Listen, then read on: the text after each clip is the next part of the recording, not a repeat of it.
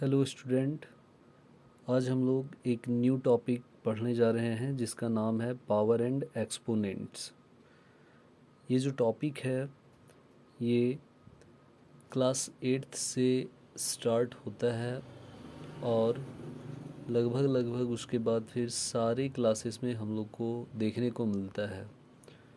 यहाँ तक कि जो कम्पिटिटिव एग्ज़ाम होते हैं, बैंकिंग हो गया, रेलवे हो गया और भी अदर एग्ज़ामिनेशन होते हैं, उसमें भी इससे डायरेक्ट क्वेश्चन पूछे जाते हैं।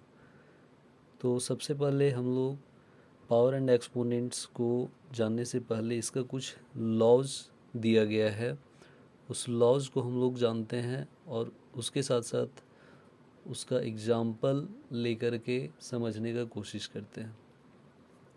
तो सबसे पहला जो लॉज ऑफ एक्सपोनेंट जो होता है वो ए का पावर n इंटू ए का पावर m। इसको समझने से पहले हम लोग एक अलग चीज़ समझते हैं, जैसे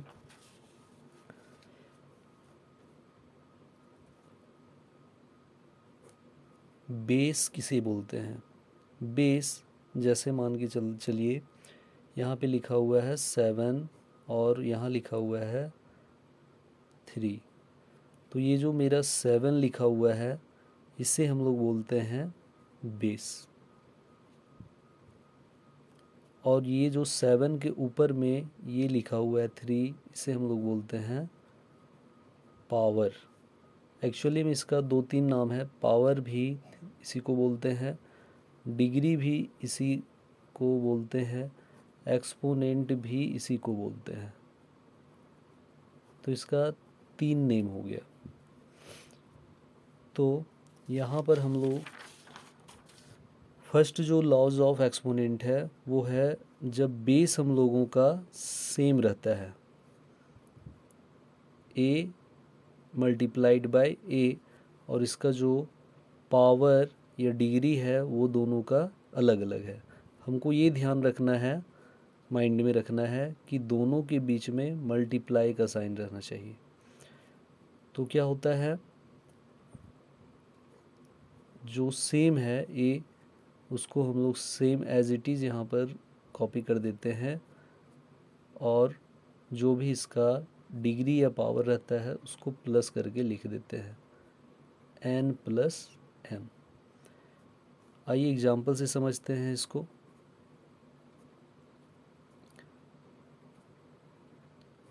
जैसे 7 का पावर 3 इंटू 7 का पावर 4। तो यहाँ देखिए ए जो कि मेरा बेस था दोनों सेम था, तो यहाँ पर भी 7 दोनों बेस है सेम है, लेकिन इसका दोनों जो पावर है एन एम वो अलग था, तो यहाँ पर भी 3 और 4 दोनों अलग है। सो यहाँ पर हम लोग 7 के बदले एक 7 लिख देंगे और 3 प्लस 4 दोनों पावर को ऐड कर देंगे। ये मेरा हो गया 7 का पावर 3 प्लस 4 7। अब इसको आगे भी हम लोग सॉल्व कर सकते हैं। ये स्क्वायर एंड स्क्वायर रूट का क्लास 8 का एक्सरसाइज में बताया गया, वहाँ पर इसका सॉल्यूशन। तो इसको कैसे सॉल्व कर सकते हैं हम लोग, 7 का पावर 7, इसका मतलब ये हुआ जिसके ऊपर जितना भी पावर लगा हुआ रहता है उस बेस को हम उतना बार मल्टीप्लाई में लिखते हैं। तो यहाँ पर 7 को हम लोग 7 टाइम्स मल्टीप्लाई में लिखेंगे, 7 into 7 into 7 into 7 into 7 into 7 into 7, और ये सारा को मल्टीप्लाई करके लिख दीजिए। This is your answer. Now second laws of exponent होता है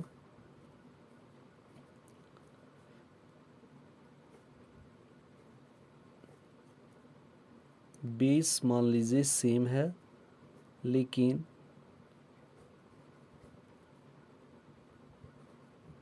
अब यहाँ पर डिवाइड दे दिया गया है, यहाँ पर फर्स्ट में मल्टीप्लाई था, यहाँ पर डिवाइड दे दिया गया है। अब इसको हम लोग कैसे समझेंगे? तो एक चीज़ और, ये जो डिवाइड का साइन है इसको हम लोग इस टाइप से भी लिख सकते हैं, a का power m divided by a का पावर n, क्योंकि ये डिवाइड का जो साइन है, ये डिवाइड का साइन को हम लोग इस टाइप से भी लिखा जा सकता है। सो इसका मतलब क्या हुआ? इसका मतलब ये हुआ कि अगर बेस सेम रहता है, दोनों के बीच में डिवाइड का साइन आ जाता है और पावर अलग अलग है, तो हम लोग को जस्ट इसका अपोजिट कर देना है। यहाँ पर प्लस किए थे तो यहाँ पर माइनस हो जाएगा, मीन्स a का पावर m माइनस n। आइए एग्जाम्पल से इसे देखते हैं हम लोग। लाइक 8 का पावर 7 डिवाइडेड बाय 8 का पावर 2।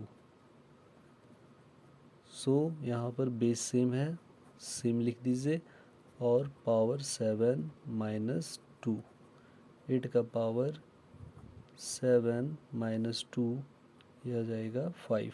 फिर से इसको आगे फर्दर सॉल्व कर सकते हैं हम लोग। 8 into 8 into 8 into 8 into 8, 5 times हो गया, 1 2 3 4 5। इसको मल्टीप्लाई करके लिख दीजिए, यही हो जाएगा answer. Now third laws of exponent क्या कहता है? अब यहाँ पर देखिए, सबका बेस हम लोग क्या कर रहे थे? सेम कर रहे थे। अब हम लोग को अपोजिट करना है, उल्टा करना है। अगर हम लोग बेस अलग अलग लेते हैं, a का पावर m b का पावर m, मीन्स बेस अलग अलग और पावर सेम, तो यहाँ पर कुछ नहीं करना है, बेस जो रहता है उसको मल्टीप्लाई कर दीजिए a इंटू बी और पावर को सेम रहने दीजिए। एग्जाम्पल से समझते हैं। जैसे 10 का पावर 6 इंटू 13 का पावर 6। तो यहाँ देखिए, बेस दोनों का अलग अलग था, यहाँ पर भी बेस अलग अलग, पावर दोनों का सेम, पावर दोनों का सेम। तो यहाँ क्या किए थे? दोनों बेस को मल्टीप्लाई कर दीजिए, मीन्स 10 इंटू 13, और दोनों पावर को सेम लिख दीजिए। सो 10 इंटू 13 हो जाएगा मेरा 130 का पावर 6, और इसको आगे हम लोग लिख सकते हैं 130 इंटू 130 इंटू 130 इंटू 130 130 1 2 3 4 5 6, और इसको मल्टीप्लाई करके जो आएगा वो आंसर हो जाएगा मेरा।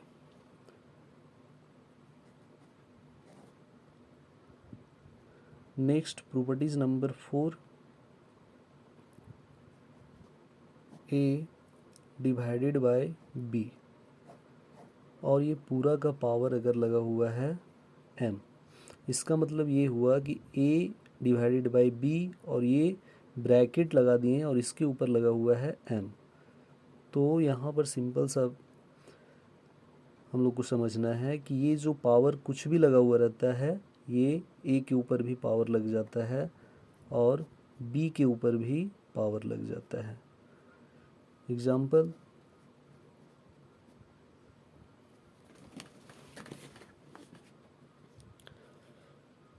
Six by 7 whole to the power 3। So 6 का पावर 3 डिवाइडेड बाय 7 का पावर 3। इसको हम लोग लिख सकते हैं 6 into 6 into 6 divided by 7 into 7 into 7। 6 को मल्टीप्लाई करके लिख दीजिए और 7 को मल्टीप्लाई करके लिख दीजिए, जो आएगा आंसर। फिफ्थ,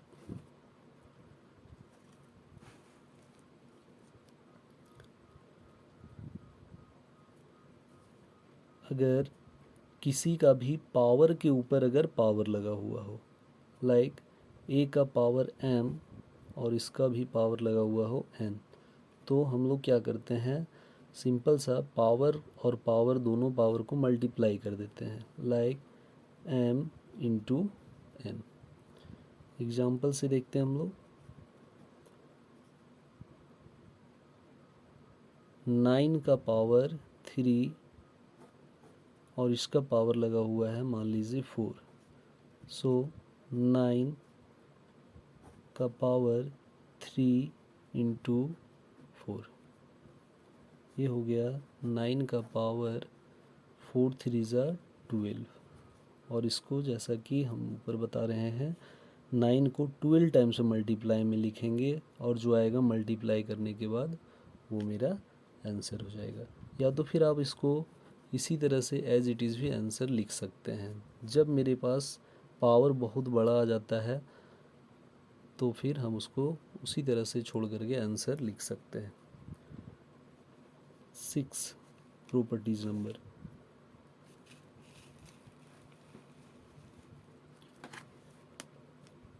अगर किसी का भी पावर 0 हो, ब्रैकेट के अंदर कुछ भी लिखा हुआ रहे, इससे हमको कोई फ़र्क नहीं पड़ता है, लेकिन अगर इसका पावर 0 हो तो हम लोग का जो भी वैल्यू रहता है पूरा वैल्यू 1 हो जाता है। जैसे सपोज दैट 1000 और इसका पावर है 0, सो ये पूरा वैल्यू क्या हो जाएगा 1। कुछ भी रहे, जैसे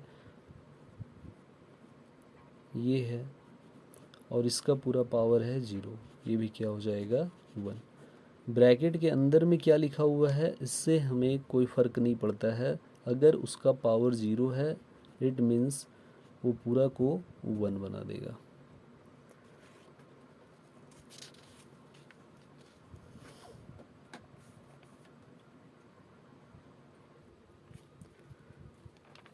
एक और इम्पॉर्टेंट लॉज हम लोग देख लेते हैं। अगर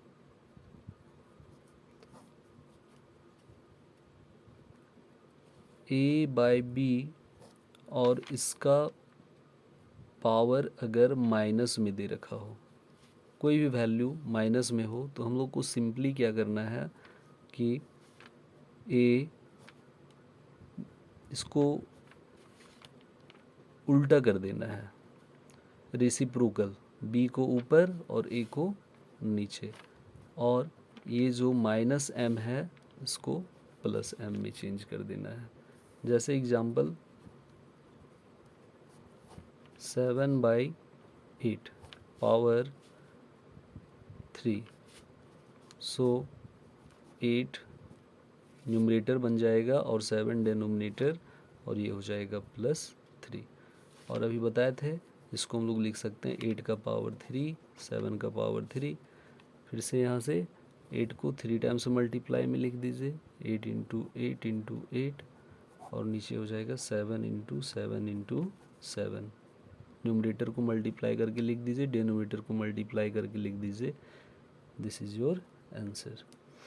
एक और इम्पॉर्टेंट प्रॉपर्टीज़ है इसका, ये है अगर मेरे पास मान के चलिए इस प्रकार से अगर दिया हुआ हो 2/3 और इसका पावर है -6, तो हम इसको इस टाइप के क्वेश्चन को कैसे सॉल्व करते हैं। तो सबसे पहले क्या करेंगे, ये जो डिनोमिनेटर में जो भी दिया हुआ है पावर, इसको हम लोग न्यूमरेटर में लेते जाते हैं, और जब कभी भी डिनोमिनेटर को न्यूमरेटर में लेते जाते हैं तो ये चीज़ याद रखना है कि इसका जो भी पावर रहता है वो चेंज हो जाता है। अगर यहाँ माइनस में है तो न्यूमरेटर में जाएगा और 2 के साथ मल्टीप्लाई हो जाने के बाद इसका पावर प्लस हो जाएगा। अगर यहाँ प्लस है तो न्यूमरेटर के साथ मल्टीप्लाई होने के बाद ये माइनस हो जाता है। हमेशा पावर जो रहता है वो इंटरचेंज कर देना है। जैसे 2 इंटू 3 का पावर +6, प्लस को लिख भी सकते हैं, नहीं भी लिख सकते हैं। अब ये कैसे हो जाएगा, 2 इंटू 3 का पावर 6। इसको आगे और लिख सकते हैं 3 into 3 into 3 into 3 into 3 into 3।